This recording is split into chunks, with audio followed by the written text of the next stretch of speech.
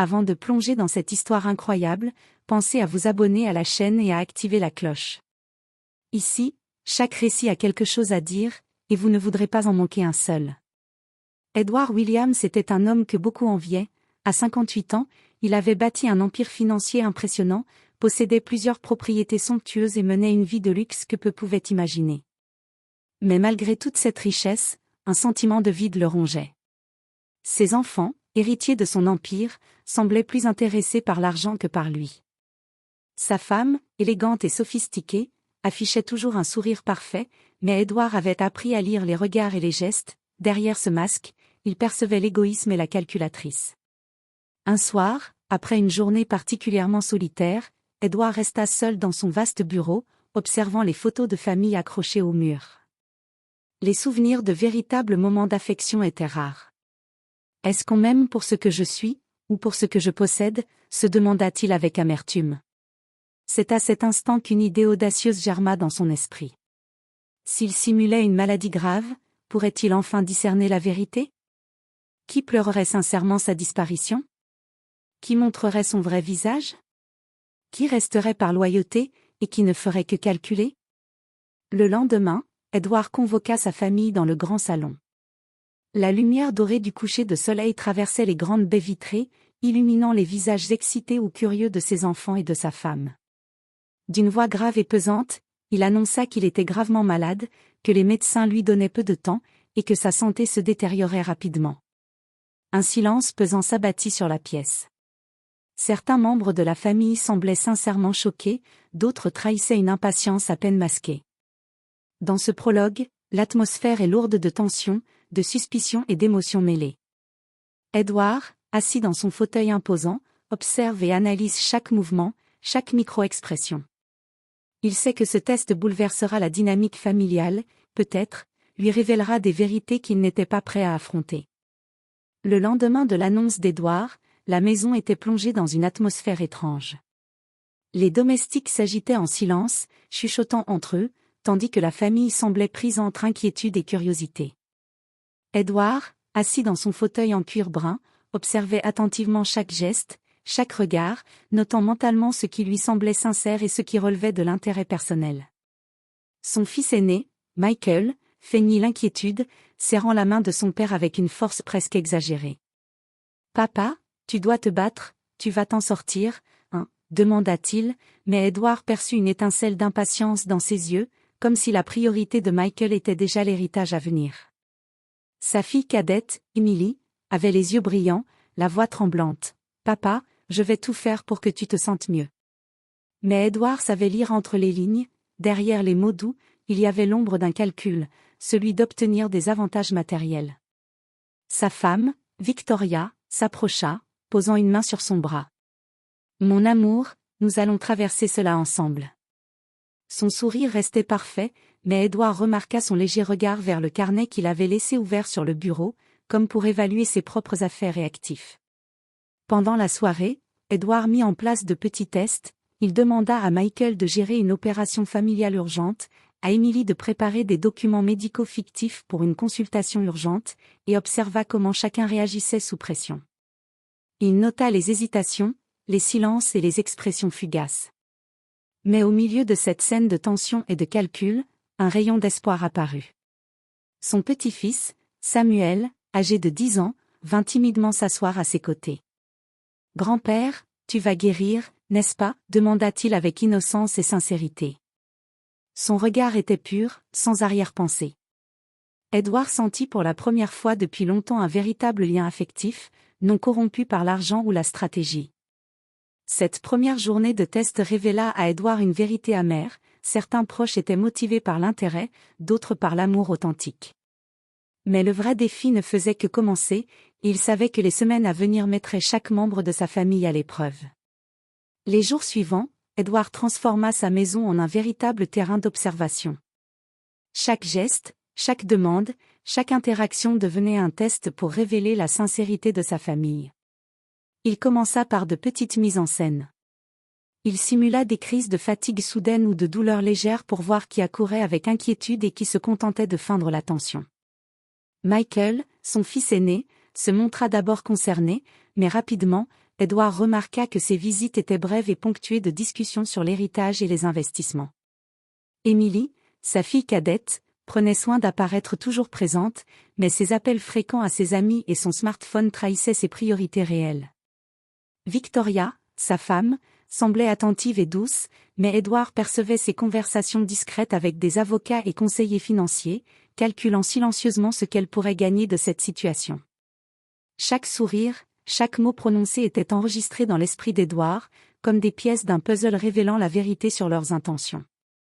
Mais ce qui surprit le plus Edward fut la réaction de Samuel, son petit-fils. À chaque faux malaise, l'enfant s'inquiétait sincèrement. Il lui apportait des couvertures, lui préparait des infusions, et passait du temps à lui parler, racontant des anecdotes et essayant de le divertir pour le faire sourire.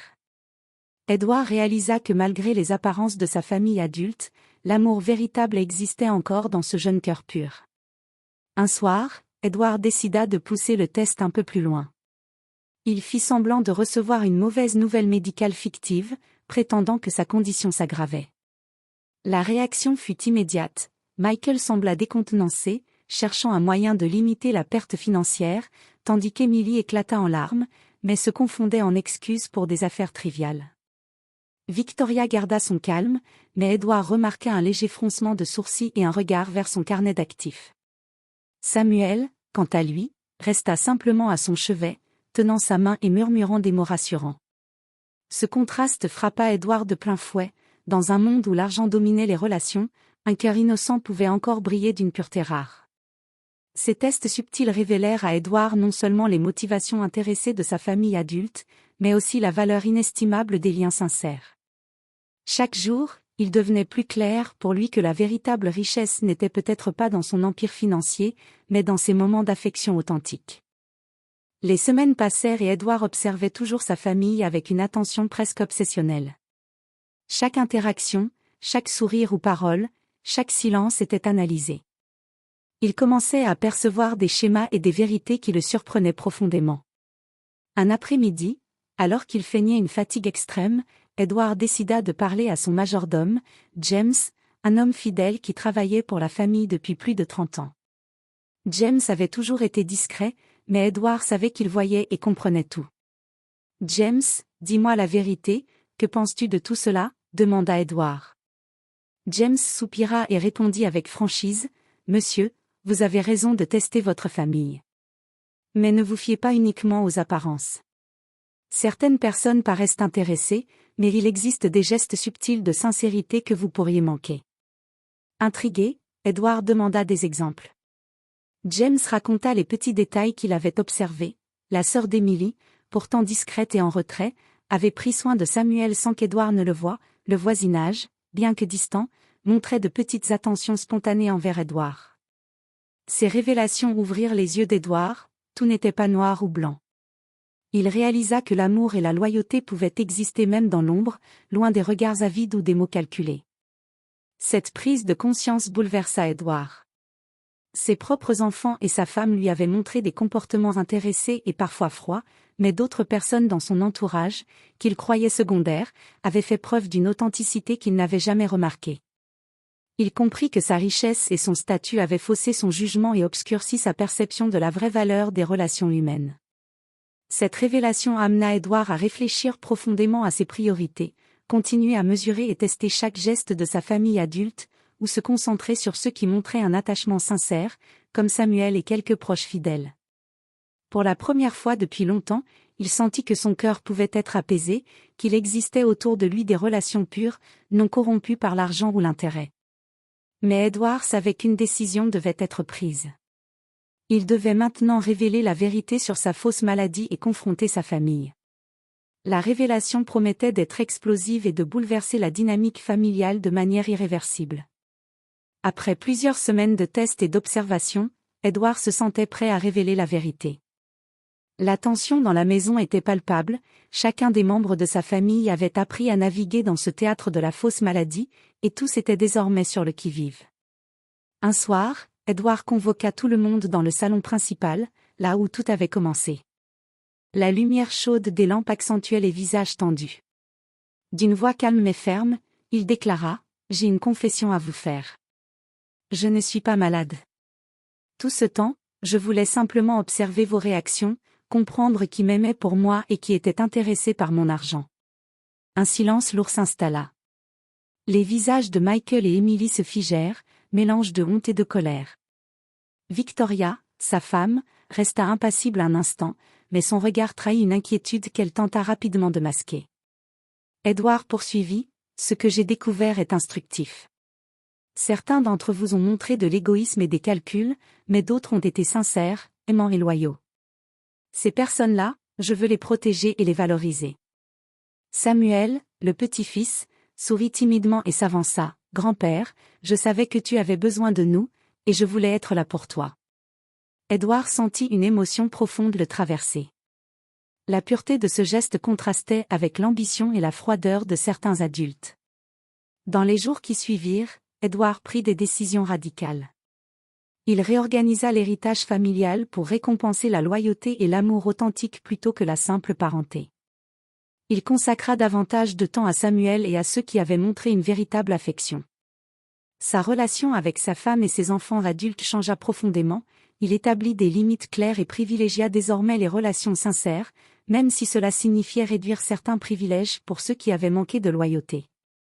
Le test d'Edward lui avait appris une leçon essentielle, la véritable richesse ne réside pas dans les biens matériels ou les titres prestigieux, mais dans l'authenticité des liens humains. Pour la première fois depuis longtemps, il se sentit entouré de personnes en qui il pouvait avoir confiance et partager son amour sans calcul ni arrière-pensée. Alors que le soleil se couchait sur sa villa, Edward regarda Samuel jouer dans le jardin et sut qu'il avait enfin trouvé ce que son argent n'avait jamais pu lui offrir, la paix, la sincérité et l'amour véritable.